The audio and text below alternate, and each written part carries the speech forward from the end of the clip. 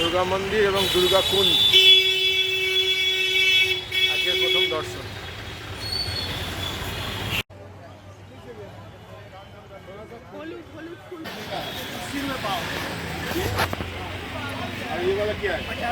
বাংলার রানী ভবানী নাটোরের তিনি 18 শতকে এই দুর্গা মন্দিরটি নির্মাণ করেন। এই দুর্গা মন্দিরের পাশেই আছে দুর্গা কুণ্ড, যেটা মনে করা হয় একসময় গঙ্গা নদীর সঙ্গে যুক্ত ছিল।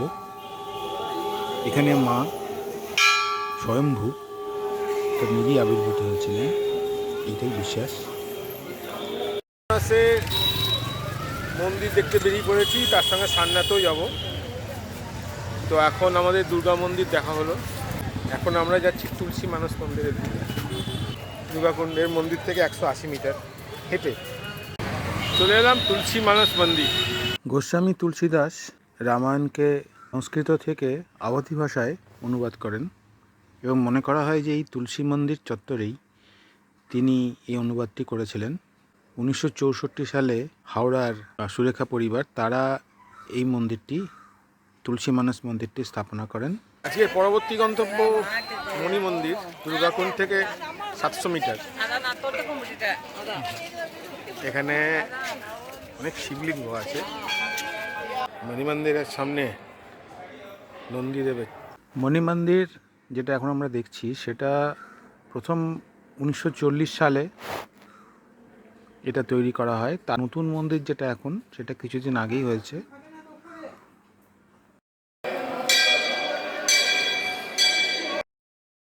এখানে 151টা শিবলিঙ্গ আছে। এটা খুব সম্প্রতি তৈরি হয়েছে নতুন মন্দির।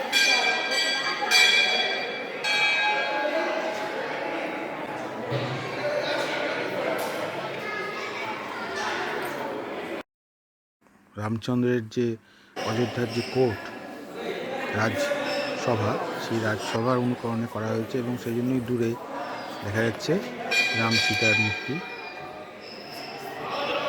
মণি মন্দিরে এখানে দেখুন আপনারা সব স্ফটিকের শিবলিঙ্গ রাখা আছে, খুবই দর্শনীয়। 1 2 3 6 7 8 9 10 11 12 দ্বাদশ জ্যোতির্লিঙ্গ। স্ফটিকের তৈরি দ্বাদশ জ্যোতির্লিঙ্গকে এখানে মণি বলা হচ্ছে এবং সেইখান থেকে এই মণি মন্দির। বিখ্যাত সংকটমোচন মন্দির, আমরা পুজো দিলাম। ভেতরেই ভোগ প্রসাদ পাওয়া যায়, দর্শন করবেন। এখানে মোবাইল ফোন নিয়ে ভেতরে যাওয়া অ্যালাউড নয়। সংকটমোচন মন্দির হনুমানজির মন্দির, গোস্বামী তুলসীদাস প্রতিষ্ঠিত, 16 শতকে, আস্তি নদীর ধারে। বিএচইউ ক্যাম্পাসের ভেতরে নিউ কাশী বিশ্বনাথ টেম্পল, বিল্লারা এটা বানিয়েছে।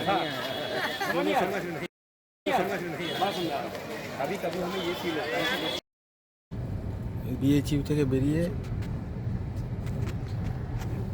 এই ব্রিজটা ক্রস করে আমরা রামনগর দিকে যাচ্ছি। গঙ্গার উপরে ব্রিজ।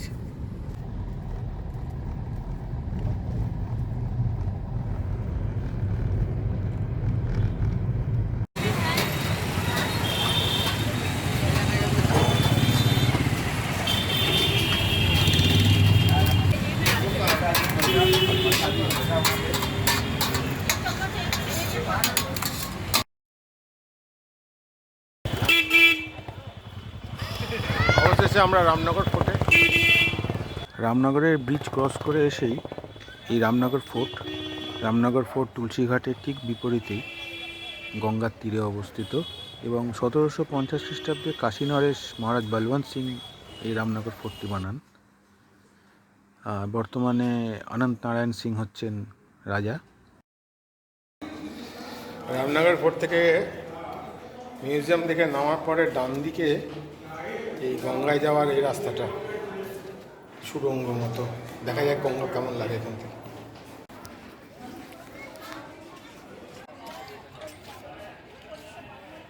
এখানে এই ঝাড়খা থেকে রাজারা এই গঙ্গার ভিউটা নিত। ওই গঙ্গার ব্রিজটা পেরিয়ে আমরা এলাম।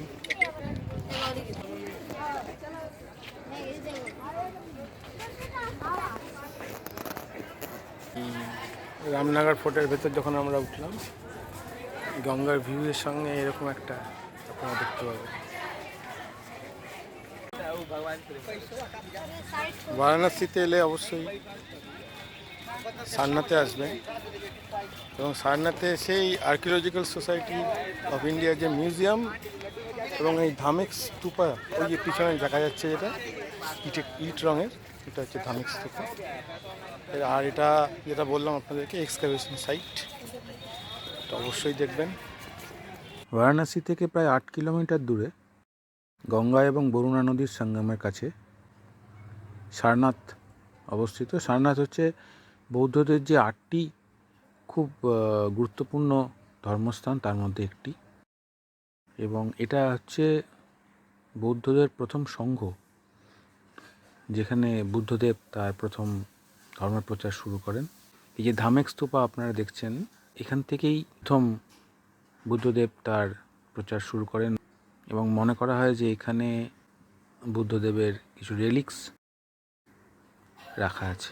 সেই জন্য বৌদ্ধরা এখানে এসে, দূর দূরান্ত থেকে, বিভিন্ন দেশ থেকে বৌদ্ধরা এসে এখানে প্রার্থনা করেন।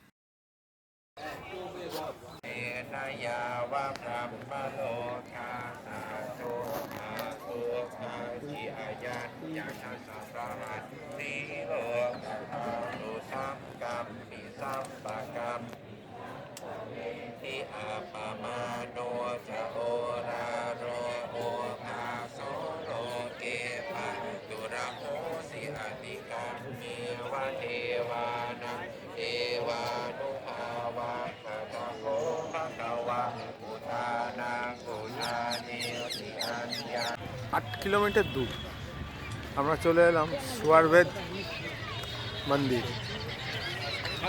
স্বরভেদ ধাম। স্বরভেদ ধাম এখানে কোনো, এটা একটা বেসিক্যালি মেডিটেশন সেন্টার। তো এখানে কোনো ঠাকুরের মূর্তি নেই। আমাদের আসতে সময় লাগলো সারনাথ থেকে 15-20 মিনিট। 1 বছর আগে এটার উদ্বোধন হয়েছিল, 18 ডিসেম্বর 2023-এ হয়তো এটার উদ্বোধন হয়েছিল। এই 20-22 কি এখানে 125টা এই পদ্মের ডোম আমরা দেখতে পাচ্ছি। প্রায় 20,000 জন বসে এখানে মেডিটেশন করতে পারবেন একসঙ্গে, এতই বড়। প্রায় 7 তলা স্ট্রাকচার এটা। যতদূর জানা যায় যে ওয়ার্ল্ডস লার্জেস্ট মেডিটেশন সেন্টার। এটা মেডিটেশন সেন্টার ধামের চাতাল থেকে তোলা। দেখুন কি অসাধারণ লাগছে, এত সুন্দর লাইটিং, এত সুন্দর কারুকাজ।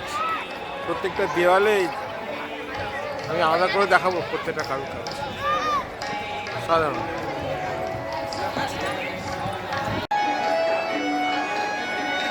খামগুলোতে এরকম কারুকার্য করা,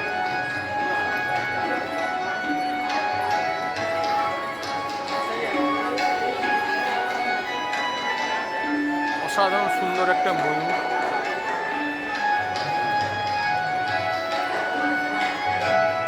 এটা হচ্ছে প্রবেশদ্বার।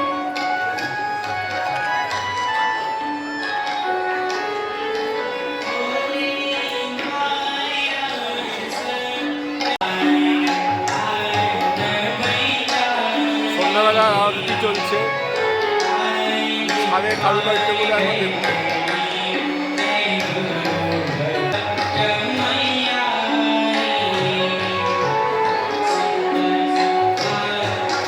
বেনারস সফরের দ্বিতীয় দিন আমাদের ভ্রমণ এখানেই শেষ হলো। আমরা এখন বেনারস ফিরে যাবো আমাদের হোটেলে।